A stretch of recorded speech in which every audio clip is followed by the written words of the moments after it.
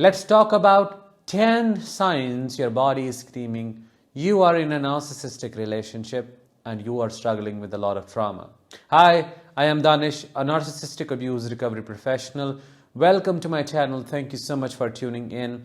If you have not subscribed already, or if you're new to this channel, please subscribe before we begin, because your subscription helps spread awareness about narcissistic abuse. Sign number 1, you have a high resting pulse rate.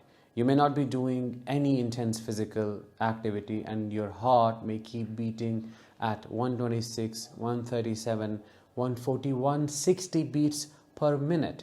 You may try to calm down, you may try to sit, and your heart will keep beating in the same manner. Why? Because you are stuck in a survival state of fight, flight, and freeze, and your brain and body are perceiving a threat in your environment. What threat am I talking about? I'm talking about the narcissist and their abuse, the constant belittling, the humiliation, truth twisting, gaslighting, convincing you that you are the problem, convincing you that you are an abuser. All of this in combination has a cumulative impact on your functioning, high pulse rate being the manifestation of the same. This high resting pulse rate turns into palpitations over time, and you are not able to sit still because there is panic. There's a lot of survival energy stuck in your body. It's like having one foot on gas or the accelerator and the other foot on the brake. What happens to the engine?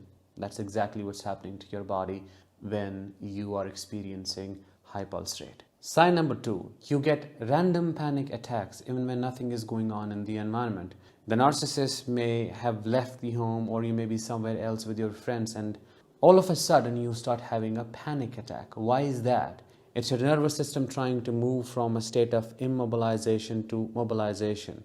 Immobilization is a state of freeze collapse where you are just frozen and the energy is stuck. But when your nervous system perceives your environment to be safe enough to express that energy, it shows up as panic and it moves from freeze to fight. And that is exactly the reason behind you experiencing these panic attacks without any reason. You may not have any reason to feel bad, and your panic attack will trigger all those emotions. Just have to hold space for them. Over time, they will resolve. Sign number 3, you have hives and rashes all over your bodies without having any known allergies. The reason behind these rashes is the constant activation of your survival system and the exhaustion of your body. Think about this.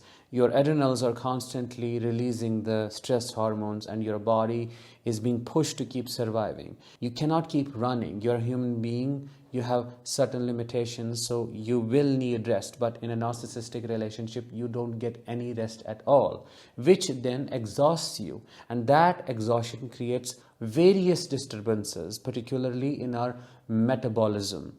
Allergies, rashes, hives have a lot to do with histamine production, histamine digestion and absorption. That gets disturbed, which is why you struggle with these rashes. They will only resolve when your nervous system will regulate. Sign number 4, you're chronically fatigued all the time. This one is easy. There's something called adrenal exhaustion or adrenal fatigue. What does that mean? That simply means your adrenal glands are tired of releasing all these stress hormones. A time comes in the life of a survivor, someone who has CPTSD, where these levels, the levels of the stress hormones, become chronically low because now your organs cannot produce them anymore. And it's like your body is tense all the time, and now it can't be tense anymore because you don't have any strength to keep it tense, which is why after leaving the narcissist, you feel tired all the time, and that's why you don't have to push yourself. It's not going to get better with sleep, with anything else that you can do temporarily to fix it. It will take long time for your body to become better again. Sign number 5, you have a lot of gut problems that do not go away with changing your food or diet. Your gut is your second brain. It has its own intelligence. When you get impacted by the stress experienced in a narcissistic relationship on a continuous basis, that impact also shows in your gut. It changes the microbiome of your gut, and that leads to a lot of disturbances. And because you are stressed and the primary focus is to survive, the energy is shifted from your gut and it's moved to elsewhere, to your limbs, because those are the parts that need to be moving, and your gut is suppressed, leading to gut dysfunction. Proper nutrition, proper exercise, relaxation, calmness will lead to gut healing. Sign number 6, you have vision problems. Your vision may become blurry without any history of myopia, hypermetropia, astigmatism, or any other eye-related problem.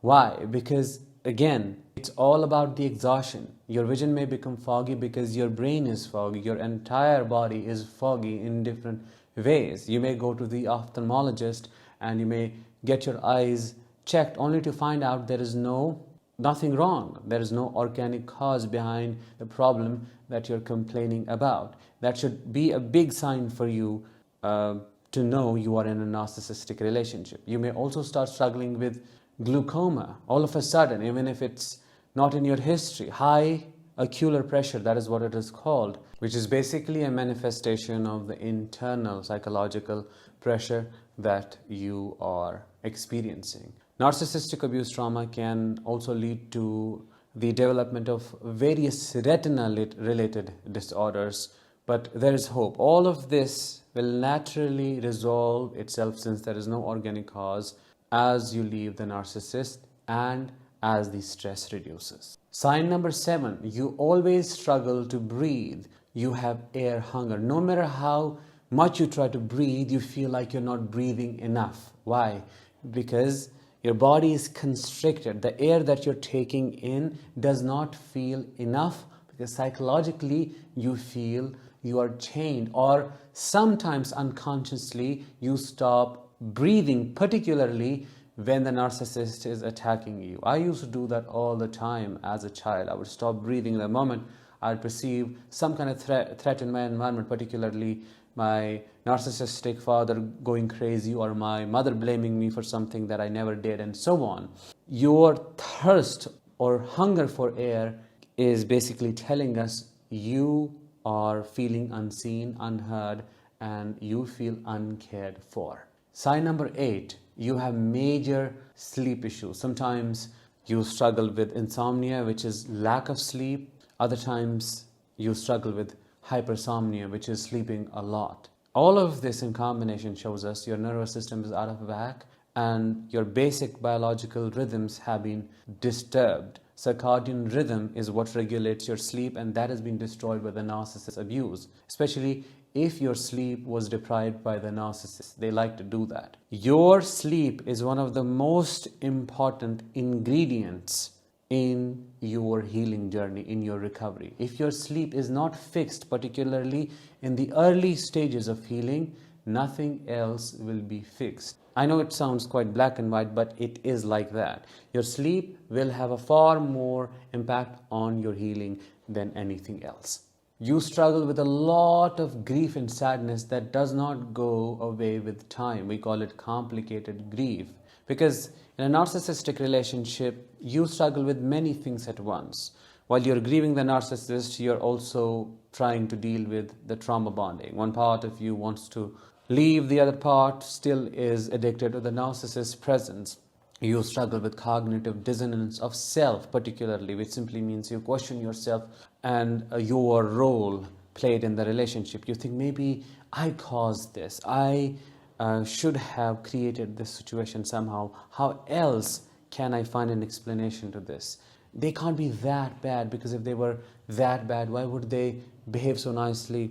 And then comes a memory which triggers what we call a euphoric recall. Euphoric recall is when you get really sucked into that good memory and everything else gets whitewashed. This sadness feels like major depression. But here is the good news. You have to go through it. There is no other way. You have to feel that anger out. You have to feel that sadness. You have to work with that betrayal trauma. You have to see the narcissist for who they are. You have to work on the cognitive dissonance. You have to basically work on those memories, the good memories that get triggered, and question them. You have to go no contact to break the trauma bond, and ultimately all of that combination will lead to a point of deep realization. The moment you deeply realize that all of it was a lie and you were scammed and they were a fraudster, you will set yourself free, because realization will ultimately help you in letting go, accepting the situation for what it is, and then you will move on. Sign number 10, you have a lot of inflammation all over your body that does not go away with the change of your diet or taking over the counter anti-allergic, anti-inflammatory medicines. Why is that? Because your body is in a constant state of distress, and when you are distressed, inflammation is one of the primary coping mechanisms, survival responses that gets activated, because your body thinks you have been wounded, there has been an intrusion, and now it has to swell up, it has to trigger this inflammation to fight against that organism, microorganism, to save you, when in reality it is the macroorganism, it's the narcissist who is attacking you. So this inflammation then leads to a lot of autoimmune diseases and problems. If you struggle with inflammation, the best way, in my opinion, to work on it is to watch your diet, try to find a holistic doctor. I personally use Ayurveda as I am in India, and it has helped me a ton. You have to work on your nervous system regularly. You have to exercise a little bit. I do all of this, and that will slowly restore the homeostasis and balance. Which one of these do you struggle with the most, or you have struggled with the most in your past? Drop your answers in the comments below. With that, let's bring this episode to an end. Thank you so much for tuning in. I really appreciate that. I'll talk with you in the next one. Until then, as always, let the healing begin and continue.